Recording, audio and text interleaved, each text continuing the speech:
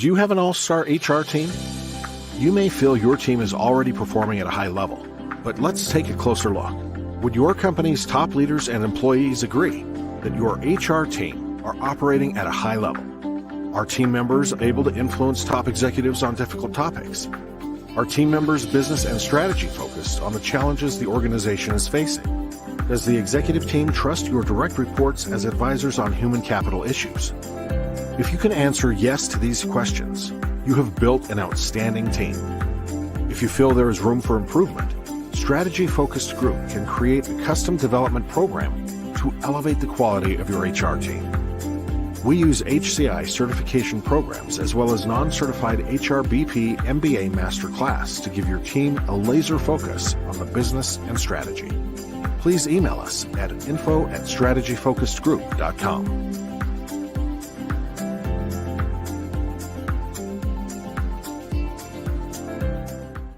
Sick of ordinary tissues feeling like sandpaper? Trying anything to find relief? Habibi, try the new Fine RX. Fine RX is especially made for colds and allergies. The extra strong 3-ply tissues have lotion to soothe and eucalyptus oils to unblock your nose. Fine RX. Goodbye, crusty nose. Hello, cold and allergy relief. Now available in Pocket Pack.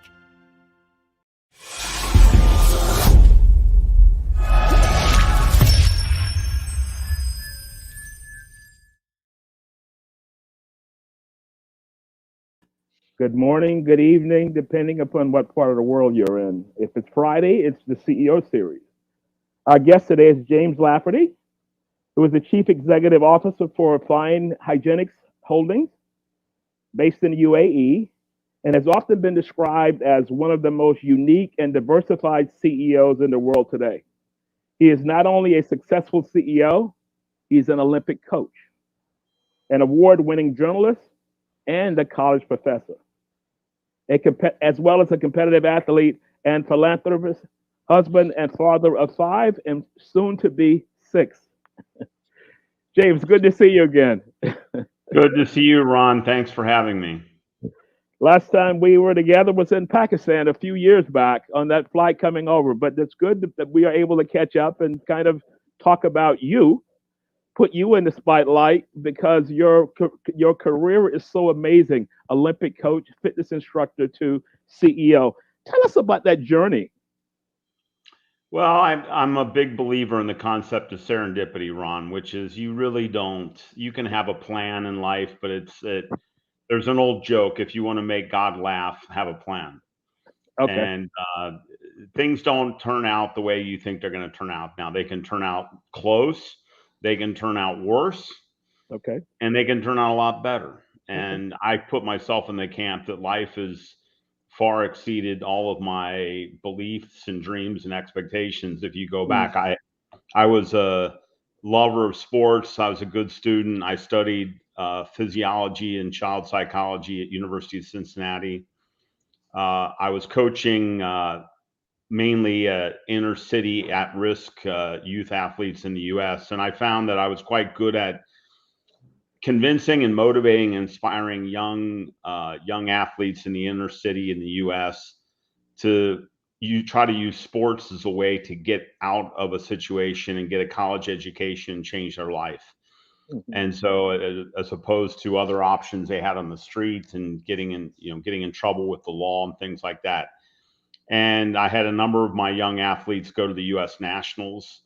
We ran against, I coached against people like Michael Johnson, worked with him back when he was a youth athlete. And I was suddenly coaching a number of the U.S. Junior national team. And I loved it. And loved coaching. I loved teaching 13, 14-year-olds. And all I wanted to do was coach and teach and make no money. And in '84, I started a company with a group of doctors. They came to me and we started one of the first fitness consulting firms in the U.S. in this whole new area called corporate fitness. We were hired by the local big company in my hometown is Procter & Gamble. They are a very forward-thinking company, a very good company, caring about their employees. And they they had this belief that a happy and healthy employee is a good employee. So they hired us to run fitness programs for their executives. And I had a program where I did fitness testing on these executives, and then we would set them up on a lifestyle program with diet, exercise, stress management, that type of thing. And one day I'm testing this guy's body fat, and he's a brand manager, and I have no idea what a brand manager is. And I'm testing his body fat with a skin fold caliper, pinching areas of the body and putting it into an algorithm. And he suddenly, he says to me, "You should do what I do. I've gotten to know you. You'd be good at the work I do." And I said, "What do you do?" And he said, "I'm in brand management."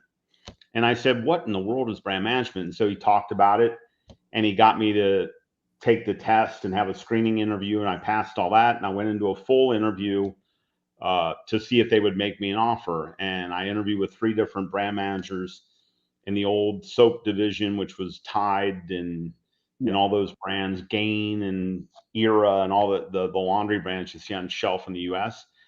And this was, again, in 84, before the internet.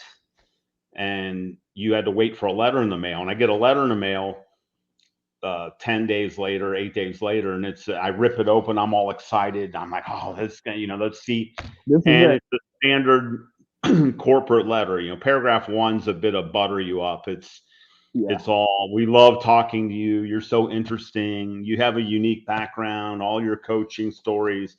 And then paragraph 2, they cut to the chase. They say, "However, we don't really feel you're a good fit. And so, we wish you the best of luck." Now, I get that. And I'm too dumb to think to accept it. I thought you could fight anything. So I go to the library and I look up who's the head of HR and P&G. And I fire a letter off to this guy. And I say, "Dear sir, interviewing is not a science, it's an art. And your artists aren't very good. I want new artists." And Procter was so stunned that they brought me back for a second set of interviews. And on the second set, I got hired. And so I started in marketing, 1980, end of 85, in the US. I was very intimidated. I was one of the few that didn't have an MBA. But I, through a lot of hard work in that, I was promoted and moved up, and then eventually went overseas and spent 25 years there. I was CEO in Poland and Baltics, a CEO in the Philippines and Southeast Asia. I was the CEO in the Near East and the Levant region, and CEO in Western Europe on the paper business. So I did multiple CEO roles in the company, then went to Coke, then BAT, and then landed where I am now.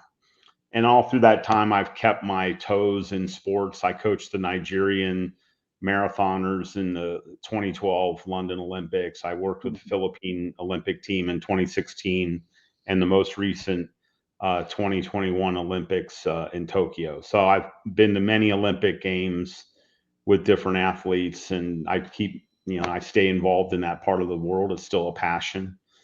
And here I am. So that's the story. Wow, that's an amazing story. Starting from just being recognized from the P&G side, and that gentleman saw something. And then the no comes in, and you not rebel, but you respond to the no. So yeah, it's great. That's the beauty of serendipity. I mean, that guy, his name is Tom Schramm. We still talk. He's a great man. I owe him so very much. When I woke up that morning to test his body fat, I never thought my life was going to change, but that whole conversation changed the course of my life. And that's the wonderfulness of life and serendipity. So someone reached out to me and they said, "Oh my God." So that's a friend of mine in the Philippines, Dave Romano, reached out to me and said, "Oh my God. So this is the coach for the Philippines Olympics team." And I'm thinking, I don't really know, but we'll check into that. So you covered that piece. So respond to the no. People, there's so many people that look at jobs now. They talk about great resignation. And a lot of people are probably in the same situation. They go on an interview, they think they did well, and they get these kind of, I call them sandwich kind of letters. So the first part of it says you did good, and the second part says gives you the meat of it, and then they kind of close it out. Would you suggest people do that today? Respond back to that letter, that hiring manager, or that head of HR? If they want the job, absolutely. I mean, there's many lessons in my story, in my career, but the biggest lesson is I can coach, Ron, and you know this. You're a guru at this. You can coach most everything. I can coach you how to give a presentation. I can coach on how to write business memos. I can coach how to shoot an ad or financial analysis or run a project. This is all teachable. But the Yeah. most important thing of all, I can't teach. I can't coach desire. Okay. Desire has to come from within. And if Yeah. you've got desire, I've got a job for you. But that hunger, and hunger is what got me into P&G. I liked these people. I liked what I saw. I wanted the job. You got to fight. Yeah. And now, if you don't want the job, then let's say you go to the interview and you don't. I always tell people, what's the smell of the place? What do you feel? Do you Mhm. like these people? Yeah. And if you go in and you don't like the culture at all, then of course, and then if they reject you, then you tell them no. But if you want the job, you fight. And there's at least 20 young Filipinos in Procter and Gamble worldwide today who we said no to at P&G, and then they wrote me a letter and they said, "Sir, I know your story, Wow. and I'm like you. I want another chance." And I would go to HR with a letter and I would say, "You know what? Bring the kid back." Yeah. Because they maybe they aren't the smartest one on the team, or they don't have this or that attribute, but you know what? They got desire, and Mm. desire is enough. So every recruiter that's listening in, this is the deal. This is the deal. And sometimes you have to look below the surface. And I think that's kind of what you're talking about. So the coaching aspect. So you hear a lot of, I've seen a lot of articles, leaders as coach. You were probably onto that long time ago because you were anchored in coaching. What is it, from a leadership perspective, what does coaching look like for your team or inside of your organization? I think the big part, and I learned this early on, is that the great leaders have to envision and create a future state that people want to be a part of. They have to feel that it's something special. And so I was coaching in this neighborhood of Cincinnati called Forest Park, which was, I've had people I coached that are in prison now, that I even had some that, for murder, for serious charges. This was a very, very tough neighborhood, about 80% African American. And these kids have all kinds of challenges and family situations that they had to fight through. And here comes this guy along, and I say, what I said to them is that I said, this doesn't have to be your life. You don't have to stay here. You Mm-hmm. don't have to get a job, or you don't have to sell crack on the street. You don't have to do this. And I'll help you get a scholarship. You go to college, because everybody said my mom or my dad, they don't have money. I Yeah. say, and US education is expensive. And I said, look, I'll help you. I will get you, you listen and you play the rules that we're laying out on this team. I'll get you in. And, today my first kids are all in their 50s, and Oh, I'm wow. there, about 20 of them are on. I don't have a lot of Facebook friends, but about 20 of them, we stay together on Facebook.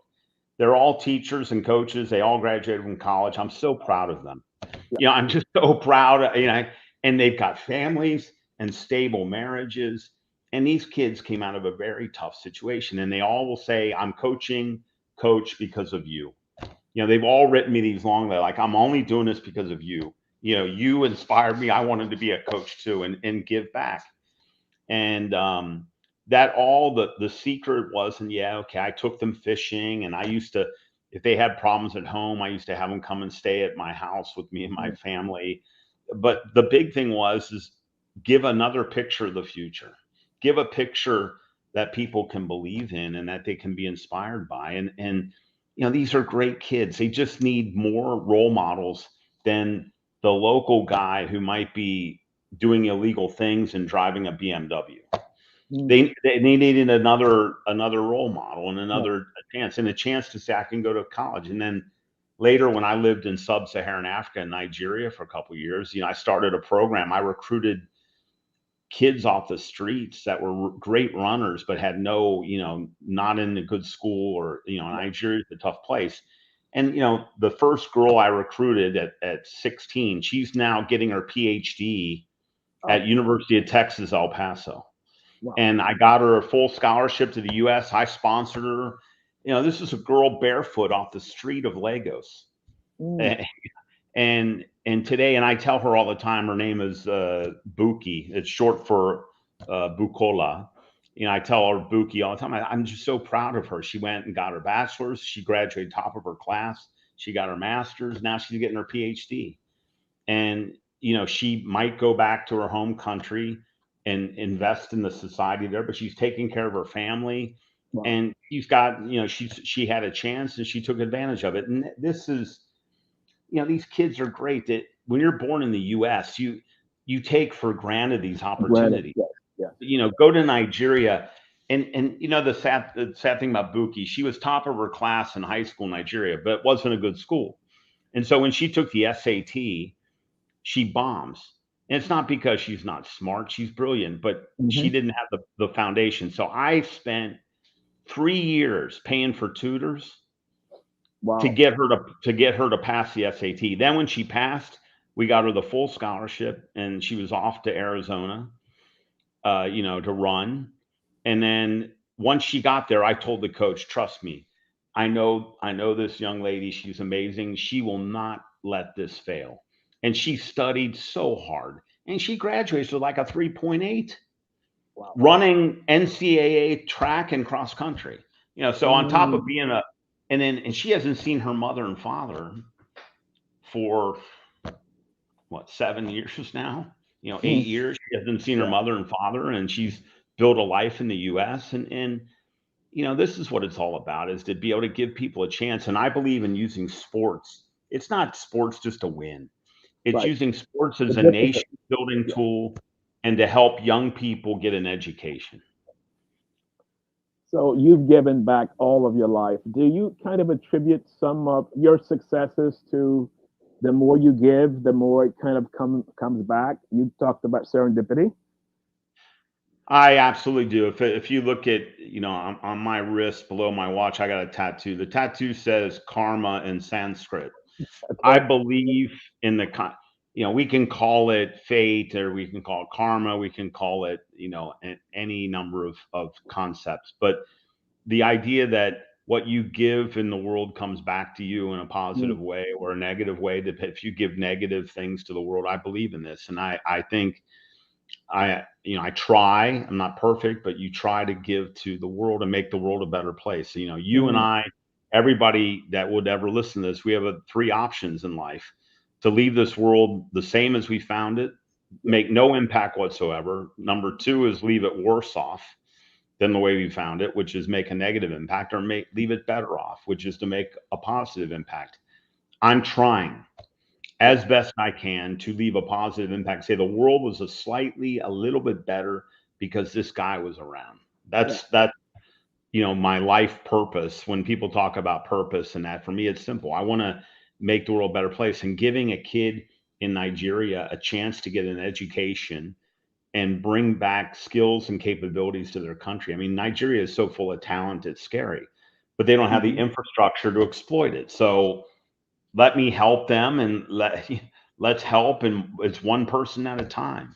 It's one human being at a time. I remember there was a story a few months back. Shaquille O'Neal had gone to a jewelry store, and there was a gentleman there buying an engagement ring, and he was trying to work out the terms to pay for it, and he could see the stress on his face. And he walked over and told the lady, "Here's the card, pay for it." And the gentleman was like, he could not understand. Here's Shaquille O'Neal, and he's coming in to do this. So in an interview later, he didn't want it to get out, but it got out. And he said, every day I go out, I try and make a difference in some way.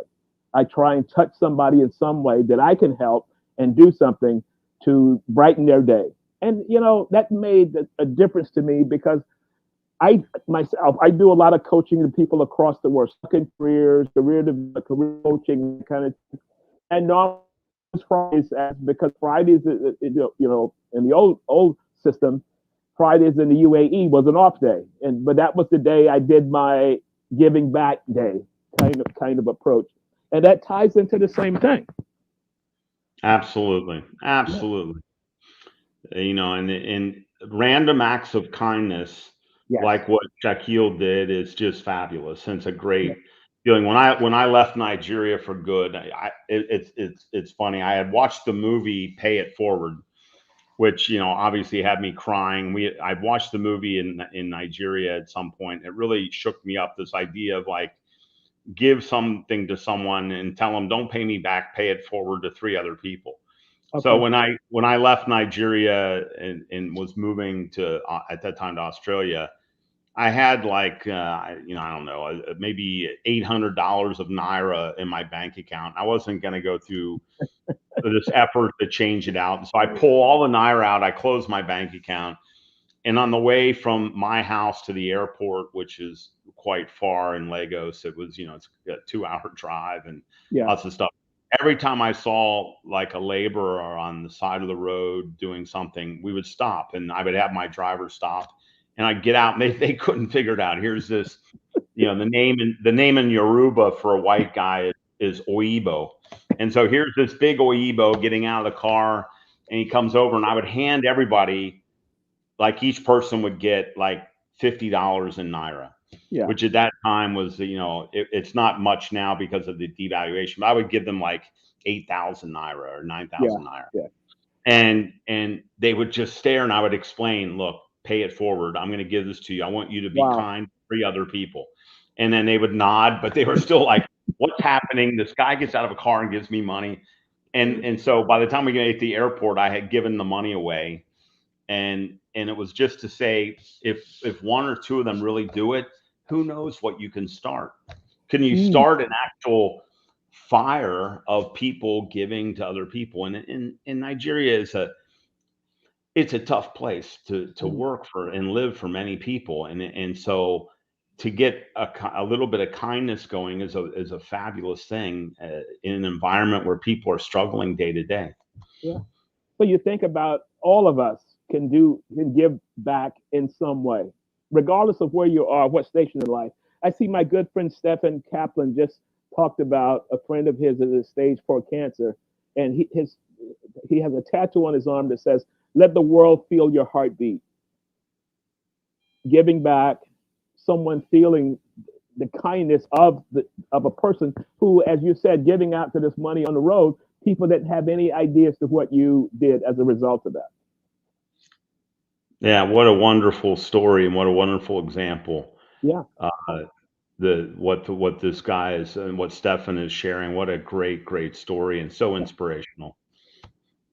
So let's talk about doubt, because you were different background, fitness instructor, physiology degree, or something along those lines, and you go into corporate, not an MBA. Confidence. I was scared to death. Scared to death. Okay.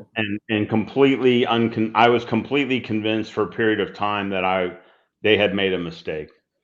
I mean, here was you join a brand team. So I get out of school. I go to University of Cincinnati. Now, P&G is in Cincinnati, but they don't really recruit there. They go to the big MBA. They go to Harvard Business School and all this stuff. Yeah. So I had a boss. He was a graduate MBA from University of Chicago, top 5 school. Boom. The guy I shared an office with had his MBA from Sloan School of Business at MIT. And the new hire that joined with me, she was a Harvard MBA. And there I am with my hair parted down the middle, when I had a lot more hair than today. My hair parted down the middle with a bachelor's degree in psych and physiology from the University of Cincinnati, which was not put on a Ivy League status by any means. Yeah. And I was terrified, to the point that a couple senior managers took me to lunch, and clearly the word got out, and they were like, you got to, you can do it. We have people here. Our CEO didn't have an MBA, but it was only when I really started to do projects and I actually did well. And then I was so terrified. I mean, I've always been a fear motivated individual. I've always believed in that. There's that principle of dog versus horse theory of human motivation. The dogs respond to petting and love, and it's okay. If you whip a dog, the dog puts his tail between his legs and goes to the corner. Now the horse is different. If if you motivate a horse with petting, it doesn't run fast. You got to whip it in the rear end. So if you look at a horse race versus a dog race, it's two completely different Oh, motivations. wow. That's a great And, metaphor. you know, so if you put a rabbit in front of the dogs, they chase it. If you put a rabbit in front of the horse is like, I don't care. If you whip the dog stops running. If you whip the horse, it goes fast. So I've always been a horse, which was a bit fear motivated. I was always terrified about, I have kids to feed and I'm going to lose I've always been afraid. And my Yeah. parents had died, you know, when I was quite young, and there was no big inheritance or anything. There was nobody to fall back on. I noticed even today, I'll have young people working for me, and they lack a sense of urgency. And one of the reasons is they've got a safety net. Yeah. The safety net is mommy and dad, you know, mom and dad are rich, and if things go really south, I can just move home, and they'll pay for everything the rest of my life. See, I never had that, so I was terrified, and that terror was a competitive advantage because I was much hungrier than everyone else. And it goes back to desire. The MBAs were smarter than me and they had the pedigree, but I basically became the top dog, even though I didn't have the MBA, because I outworked everybody else. I spent more hours, and, you know, I was a believer in work ethic. And so after a period of time, I built my confidence to say, you know, they've got the paperwork, they got that diploma, but it's just a piece of paper. But it took a while. It took a while to get there. So what happened when that first promotion came about and you were managing a team who had the paper? Was that another hill to climb? Or by then you had kind of worked through it in some way? No, it was interesting. I had a talk with them because I had been a coach. I was a head track and field coach at 18 years old over like 13, 14, 15. So the kids I were coaching was very close in age, and but I was able to build the credibility and build the spirit. Now, when I was promoted to brand manager, I was 25 years old, and my two main assistants were both over 30.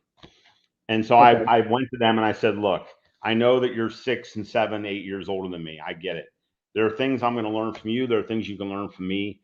I need you to be on the same page, that this is the relationship. I mean, I will be your boss, but I'm a fair guy, and then we all shook hands and they said, no, we trust you. And it was fine. But was I apprehensive on that first day? Yeah, I was, but I had my speech down, and I had done that with big groups of kids, again, kids that had grown up on the street and were pretty street smart. And here I come.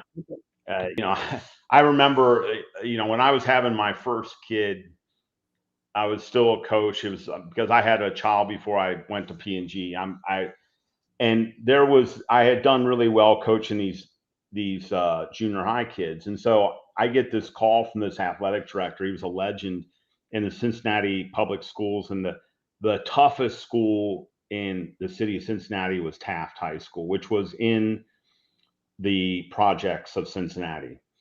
And we met and we were talking, and he said, let me take you and show you the facilities and all that. And I went down and we go into the weight room, and a lot of the football teams in there, and they are all staring at me. Okay, who is this guy? Who is this stranger? We don't know him. What's the stuff? And so I was pretty good on the weights, and I go up to these two guys and I say, let me join you in the sets. And I remember they had the 245-pound plates on each side. So they had 225 pounds on the bar.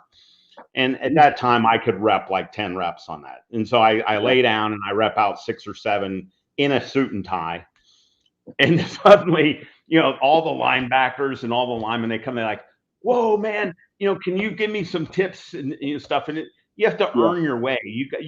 There was a little test there. I saw it in their eyes. They say, okay, you know what? I'm an outsider. They think I'm a rich kid from the suburbs. This is the projects of Cincinnati, Section 8 housing. These guys, they're in the weight room, and this is where their domain. And I got to earn my stripes. And I got to show I can't just stand there and give orders. You got to go into the trenches. And it was one of those defining moments. Yeah. And when I eventually, because I had a family, they wanted me full time. And I remember they were saying, you're going to be the track coach and then assistant football coach and then strength coach. They were trying to put together enough positions because each position had like a salary. Building it up. So if I was the strength coach, I get $2,500 a year, and if I'm the assistant football coach, I get 3,000. They were trying to put together enough to like that I could feed my family, but it was tough. And I remember going back to him and the sadness on his face. I said, I just can't do it. I mean, I got a baby now. I got to pay the rent. I can't, we'll starve on $10,000 a year, $12,000 a year. I need to go higher than that. And he's like, I understand. And we shook hands and he said, will you come around and help? And I did. But there's these moments and you have to earn people's respect, and you have to earn respect is not granted based on title, and you have to earn it, and you have to get in the trenches. And so, that's what, in that particular situation, that's what I had to do. Yeah, so it's not earned because of title. So how would you coach a new CEO or new leader that's coming from the outside in? What are the key points that you would give them to, based on the story as to how you were able to immerse yourself, gain credibility, and get people to follow? Well, in the beginning, it's hard. There are certain principles of leadership, and I give them things written down. I'll give you as an example. Always do the right thing. I mean, the backbone of leadership is being principle based. I mean, if people don't trust you or they don't think that you're predictable, they will never follow you because they don't understand. So that's why politicians in business struggle with leadership. They think they're leaders, but people see right through that stuff. It's just like when people, it's always funny how people, they self-delude. I have people that work for me who they kiss my ass all the time. And they think they're so good at it that I don't know it. Like they perfected this technique. They dive down under my desk and they come up and they put their lips right on my rear end. And they say, I'm so smooth that he doesn't even notice. I know exactly who's the butt kissers are. And we all know it. Now, whether I call it out or not is a different story. Now, the same is true with these politicians. Like they'll say, I changed my mind, or I did this. Everybody's thinking under their breath, he's just a snake. So, I will start with certain principles. Like I always encourage people to be honest all the time. Never lie to your people. Never lie to your people. Now, other than that, I also have to see them in action, and I also try to role model. So then there's a combination of some opening coaching, but then the big coaching comes over time when I watch them in action, and then I'm able to give very specific feedback because leadership is a huge topic, as you know, with a book that you could write a book on leadership that's 700 pages and still have 700 more to go. So you can't boil it down to like one thing. So some people need to be coached on this element of leadership. Other people need to be coached on a complete different element. So I need to see them in action. Then I tailor the coaching to them. And I also try to role model the type of leader that I would want to work for, and see hopefully that they will pick up some of that through leadership by example. So have you worked with any of the managers you have worked for over a period of time, whether in the UK or Europe or Lagos, that have gone on and now are senior leaders themselves? I know you talked about the young lady from Nigeria who's now PhD. Give us an example of talk it through from someone that you have coached and are now senior leaders in their own right. Yeah, I'm so proud of so many people. I'll give you, and these are people I've told recently. I'm so proud of you. The recently named Minister of Tourism of Morocco, the country of Morocco, Fatim Zahra Amour, worked for me for a number of years. I coached her. I think I gave her a lot of value and helped her career. And, she became a business leader and a CEO in Morocco. And then the new government with the prime minister tapped her to serve her country. And she has taken on the role of Minister of Tourism in the cabinet of the government of Morocco. And she's revolutionizing all of it, bringing a lot of good P&G principles and business principles into government. And she's being lauded everywhere. And, I just talked to her 4 or 5 days ago, and I said, I'm just so proud of you. She's taking those skills and she's helping her country become better. So she's not a CEO anymore in the business world, but she's one of the the top 10 political leaders in her country.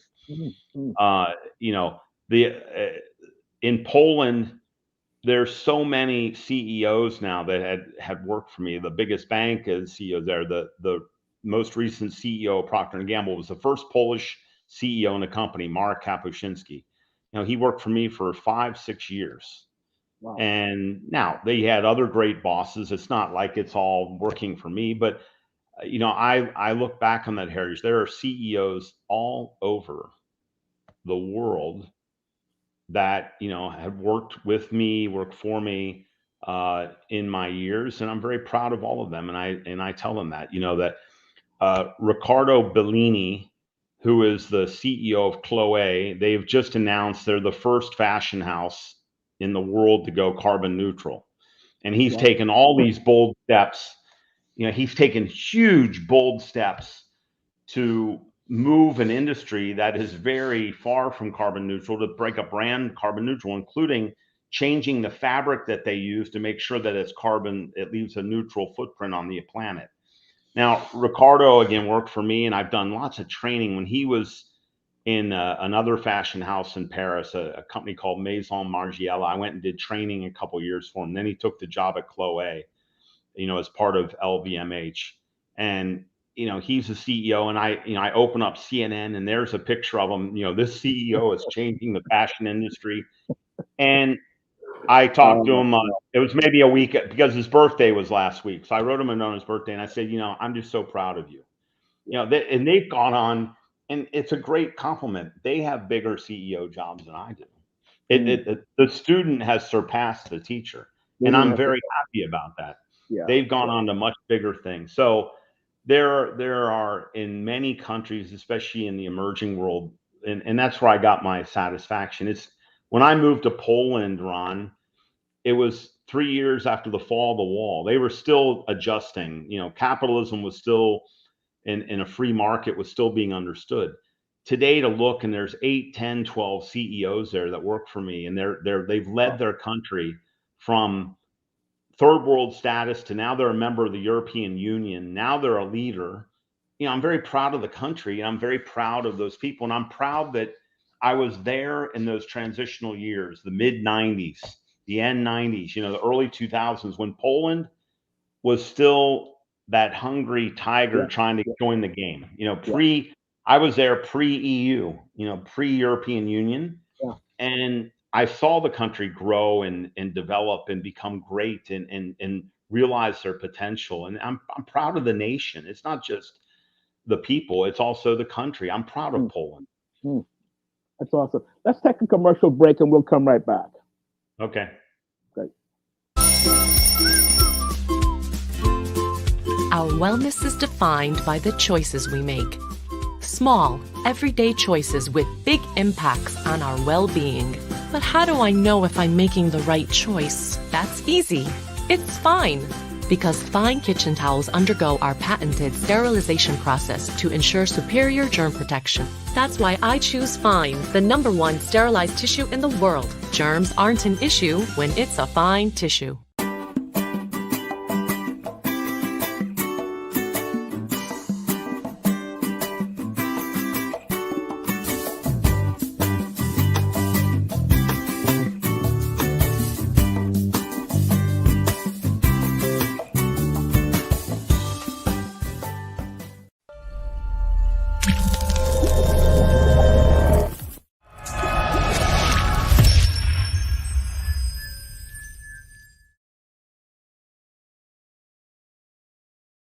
Okay, welcome back. I wanted to ask a question. What do you look for when you're hiring a senior leader? Like, you've gone through that process, you've built the track record of developing people. I'm coming in to interview for a role there. What are you looking for? And what are you trying to find out about me as you try and get to the point of making a decision across 3 or 4 people? This is a senior leader or a mid-level or Senior leader to work on your team. Well, I'm going to look at a couple of things. One is obviously their pedigree of success. By the time they're senior, they should have a history. Yeah. This is like hiring a coach in college basketball or the NFL or any, the English Premier League. That this individual should be showing a track record of winning. Okay. By this time, because my senior people are 20-year plus veterans. So I mean, I've got on my leadership team, there's 3 people that are almost 60 or 60 plus. So, Mhm. We're not just hiring young bucks. We're hiring experienced people that have a long history of where they go, they make change. The second, at that point, it reminds me of an interview I once had with Coke with Sergio Zeman. The guy says to me, "You're a marketing director at Procter. I'm not going to ask any marketing questions. I just want to know if you're going to fit in this company." And that always made sense to me. Yeah. If you take my CFO, who's a superstar in our company today, the guy's 60 years old. Yeah. We hired him at 57. Mhm. Now, I wasn't going to ask him technical questions about accounting. He's been a CFO for 20 years. He knows Yeah. all the ins and outs. Yeah. The question is he going to fit into the culture of this company? Because every Mm. company has its own, call it personality. It has this, The you can vibe. succeed in one place and fail in another. It's about Right. fit. Mm. And, we're a smaller company. We're family owned and private equity owned. There's a huge premium on results, not style, but substance. And are they going to fit in on that? And then the final thing is that there's clearly some traits that are important. I will always interview on attitude, always. Okay. And I want to understand that. And for me, that desire, that persistence. And so I ask typically broad, open-ended questions about their life and about things, because I want to see if they got how much fight's in the dog. Yeah. And so I'll Yeah. ask people, what's the hardest thing you've ever gone through in your life? I just Yeah. want to listen. It's not to judge. It's not to say, oh, that's not a good answer, but it's part of a series of interrogatories to understand when this person's back is against the wall, what do they do? Because some people quit. Some people quit. And some people battle it out. And I want to see the battle, because our business, we're in consumer tissue. It is easily, in my view, the hardest business in consumer goods. Very, very difficult business. You got to be the best of the best in this one. If people say FMCG is the best, and there can be an argument for that, then if in paper, you have to be the best of the best, because this is a tough business. Okay. So that's C-suite. So how would you advise, say, the C-suite member as they're looking to hire a mid-level manager? So maybe my career is short, but I've had some wins. What should I be looking for? Should that be more of a technical kind of interview, or kind of a cross mix of questions? What are we trying to find at that level? I don't, I think honestly, Ron, the more I've lived, and you see these memes put on LinkedIn, I agree with these guys. I agree with you. You know what? Experience is overrated. Certainly talent is way overrated. Yeah. Way overrated. I mean, I've met so many people who are so much smarter than me, but then they make bad choices and they don't have the heart, and they want to get by on their talent only. I mean, the greatest athlete it's funny. I talked to Michael Johnson once about this. He came to Poland after he retired, and we were together. And we talked about this one runner that I knew very well. And this runner had beaten Michael in the junior nationals in the US, in the early 80s. And I knew the guy. And the guy was truly one of the most gifted runners ever. Now, you've never heard of him. Nobody's ever, because he didn't, he made choices in his life and squandered the talent. The guy who wins the 100 meters in the Olympics is not the fastest man in the world.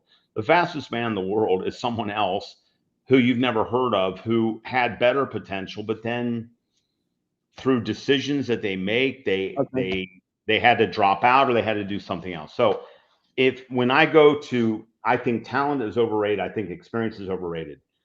I want the right attitude people. So all the interview, my advice is you go for the attitude. You go for the intangibles that you can't teach: desire, perseverance, flexibility, problem solving? Do they find solutions to problems, or do they just come and we can't do anything? They said no, we can't do, Yeah. Look at those types of dynamics. And I've found hiring people, I'll give you a Nigeria story. Well, this is one of the best stories. I get a letter one day as CEO of Coca-Cola Nigeria. So I'm the CEO of a company called Nigerian Bottling Company, which is Coca-Cola Nigeria. I have 6,000 people. I get a letter one day that my secretary decides to let me read it. And it's some lady in a part of Nigeria. And she says, I'm crippled because I got polio. Now, who gets polio anymore? I mean, you think polio's dead, but not in Nigeria, where people don't get vaccinated. So she got polio. She's handicapped. And if you know about that part of the world, when you get a handicap, you're kind of discriminated against. Yeah. And she was a CPA. So she went to school and she did everything CPA, but she couldn't get a job. So she had opened a store in front of her home on the street, selling pencils and snacks. And she said, I've opened a store and I'm trying to help my family pay the bills. I want to help my mom and dad. And all I want is to sell some Coca-Cola, and no sales rep will call on me. Wow. And so she was writing to me to buy Coca-Cola to sell in her little table store that she had in front of her house. Now I'm kind of blown away. So I tell my secretary, bring her in, tell her to bring in. And so they got her to come, and she comes in her best clothes, her Sunday clothes. She's terrified out of her mind. What does the CEO of this big company want? And she didn't know it, but I was interviewing her. So at the end of the interview, I'm like, this is what I want in this company. So I hire her, and I have other people interview her, and we hire her as like a cost accountant, low level, but she's making more money than she ever dreamed. And she had a professional job. She's the CFO of Coke today in Nigeria, 10 years later. And everybody would say to her at the beginning, because she would walk with a limp and she had a brace on her leg, because she had one leg was heavily atrophied. It was much smaller than the other because the muscles had died by the polio virus. And so she walked with a severe limp, and she would have to pick her leg up and move it, and it barely could support any weight. And people would say, how did you get in here? And she'd say, he gave me a chance. And it changed even the whole company, because people realized, stop judging based on these visual cues. Judge people for what's in their heart. And her name is Tosin. I'm also I think she even felt maybe she would never find love. She just got married a year and a half ago. Wow. And I was one of the sponsors of her wedding, and I'm just so happy for her. She's built a whole life, and all she needed was a chance. That's all she needed, was a shot in life. And you give them a chance, and then they run with it. And she's a star. In fact, the final piece of the story, she called me a couple of years ago about different locations, because Coke was so impressed with her, they were thinking of making her an expat in Europe. Wow. So you think about, you say, she's so good that European countries are saying, we'll bring this Nigerian financial person to work in the Coca-Cola business. And I think she was looking at like Bulgaria, and there was a couple of countries, and she called me and said, help me, boss, which one do you think? And I remember telling her, look, some I know and some I don't really know, but if you get a chance, you should do it. Now, she ended up getting married and staying, but she was offered to be an expat because they thought so much about her. Wow. And you give people a chance. And I hired her because of the person she was, not because of her diploma it was from a school I didn't know. Yeah, she had her CPA, but we didn't, that didn't matter. It was just that, what she tried to do was make up for things to education, and she just needed someone to give her a shot. And I felt so bad that the only thing she could do was open her own store. But give her credit, she didn't sit at home and cry. She opened a store. Yeah. And she said, I'm selling pencils, and I'm selling potato chips, and I'm selling gari, which is cassava roots that people eat on the street. She was selling gari and all this stuff, and she was trying to build a life, and we saw it. I'm glad she wrote me that letter that day. Wow. Did you get flashbacks? That letter came in, for the letter that you wrote back to your people whenever they said no? Did you kind of get flashbacks to that, or that's kind of your MO? If something touches you, you take it a step further? Yeah, to a degree. I mean, look, hunger is easy to detect. I just hired a chief of staff here in Fine. And, this lady, like, she kept always, she'd write to me and say, I want to work for Fine. And I'd say, look at the job openings. Let's see. There was nothing there. And then she'd come to some online training that I was giving, and she'd be there and comment. It's like, I really want to work in Fine, work in your organization. And, I get a lot of people that say that, Ron, but then I say, well, right now we don't have anything. They disappear in 5 seconds. Like, you never hear from them again. They have no idea what it takes, persistence. So this lady, her name is Diana, and she's a star. She like constantly is following up with me, and not in a smart way, but constantly following up. Is there anything? Is there anything? And eventually I said, you know what? I have this job, chief of staff of the company. This job requires incredible persistence. Yeah. And I said, I know exactly who I want, because this person just does not give up, never takes no for an answer. And I didn't get irritated. I didn't get upset. I said, you know what? And so when the role opened and the skill set was about persistence, I made a decision. I'm only going to look at people who just won't leave me alone. They just have to, because this job is following up of everything that comes out of my office. So it's all about persistence. Yeah. And it's all about chasing down details. And it's all about staying on top of things and being able to answer any question on anything. Now, that's a special set of very important skills. Yeah. If you quit, if you send me a letter, which I get every day, these, I'm sorry, I have to say, they're stupid letters. These people have no understanding about how to get a job. And they say, dear sir or madame. You can't even take the time to figure out if I'm a sir or madame. Really? And you want me to give you a job? I mean, are you kidding me? It's mind blowing. Like, they're so lazy that they copy and paste the same email to 500 people, and I get it. I instantly delete it. Yeah. And then you never hear from them again. Now, what this person did was write me a personal letter, talk to me personally, take the time and energy to make it personal, then follow up. And eventually, you know what happened? She got a job in Fine. And I can give 3, 4 other examples like that. Yeah. It's about tenacity. I can't teach what Diana does. She is a bulldog. The drive. Yeah. Teach that. Other people, they quit and they go, this is too hard. This is too hard. I don't like this. I don't like, having confrontation. Then you know what? You don't get the job. Exactly. James, thank you so much. In our marketing brief that Ade wrote, he said this is going to be an inspiring show, and it fit the bill perfectly. Because so many people today are struggling in some way, shape, or form, trying to find a job, so persistent. So as we close out, I wanted to ask you one question, because you are a coach. What do you do now to stay in the game, so to speak? Physical routine, gym. What do you do? I do it 2 ways. First, I'm in the gym 7 days a week, maybe at minimum of 6. I might take an occasional day off. So I'm 7 days a week in the gym. I think that I tell people over 50, you got to stay. When you interview over 50, what are they thinking on the other side? They are asking themselves, is this guy going to die, or is he going to be a insurance nightmare?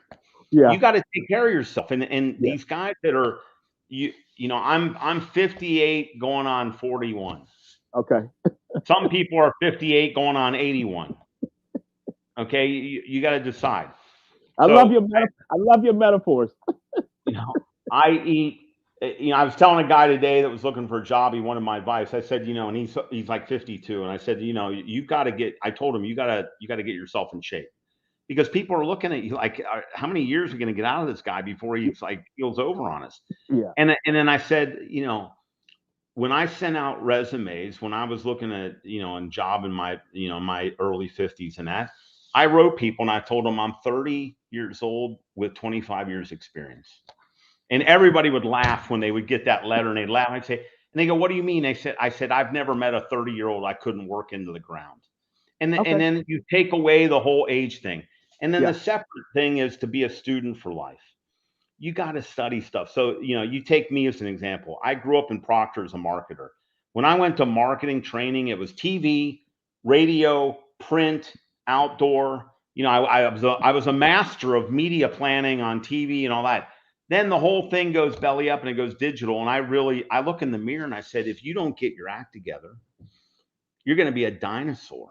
Yeah. I mean, you can't. So what did I do? I go on check, and Cornell University, Ivy League, has this incredible digital marketing mastery 3-month certificate, blah, blah, blah. And I'm a little nervous. I'm now back in school, and I joined this class, and I spent, a couple $1,000s to take this class. And they put up everybody's profile. I am 20 years old. Everybody in there is 30. And they're nervous, and they're all living in New York, and they're all working in advertising, all stuff. And here's this like old guy from Dubai. I loved it when I was smoking the grades. I loved it. It's like I could still go back to school, and I was #1 student in my class in university. I could still be the top student and do the term papers and do all the reports that we had to do. And I come out of that, and it would be funny. I would sit in meetings with ad agencies in Dubai with these young guys. Now they've got, every part of their body is pierced. They've pierced every orifice that they've got, and they've got tattoos all over everything. You know what? But they don't know anything about it. They think they know digital marketing because they got a Facebook account. And we'd be in talks, and I'd be talking about, let's do some A/B testing. Let's do, this and this. And what about the mix? And what about native advertising? And they're like, they don't even know what I'm talking about. I said, I literally said, you guys should be taking some courses, because you're out pitching that we're like a digital marketing house. Yeah, and I'm an old guy with a bad prostate, and I'm kicking your butt. Okay, this is a sad state of affairs. You guys got to pick up your game. And so there are, and also with energy, I think during the pandemic, I wrote a note on it. It was fascinating. You know who did the best in the pandemic in my company? All the guys over 55. Okay. All my older guys cruised through it. No big deal. I had people in mental breakdowns and, this and that. And that's fine. I understand. But it's interesting. We were all in the same pandemic. Mm-hmm. We're all in the same situation. And some people get through it with ease, and some people really struggle. And I that's okay. And I understand that. But it was interesting. I had, at that time, I think there was 5 or 6 of us, myself and the chairman. Yeah, there was 5 of us. All 5, it was just like, it wasn't okay. You didn't get to go out. Yeah, we're in lockdown. Big deal. Watch another movie. It wasn't anything. Yeah. So it's funny that you can prove yourself in these situations. I don't think age is any issue. I hire on energy. And so when we've interviewed in this company, when we interviewed these guys that were like 58, 59, 60, I told the interview panel, don't get hung up on age, but look at energy. Do they have the energy to do the job? Forget the age thing. Yeah. And we interviewed, and we say, you know what? They got the energy. They're taking care, but they do take care of themselves. I think I have seen people that come in their late 50s, and they're 30, 40 kilos overweight. Yeah. And they struggle to walk up steps. You say, this is when the questions start to come. You've got to take care of yourself. And that's my big advice to people my age is eat right, take care of yourself, and make health not an issue. Yeah. Don't make health an issue. You have to take that away. Okay, cool. James, thank you so much. I need you to hang on for a second as we close out. Just hang on for a second. Thank you so much. No problem, my friend. Some things are hard to describe. You have to experience them, like the new and improved Fine toilet paper. It simply upgrades your experience to another level. 3 layers that absorb up to 60% more. Try the new best ever Fine toilet paper.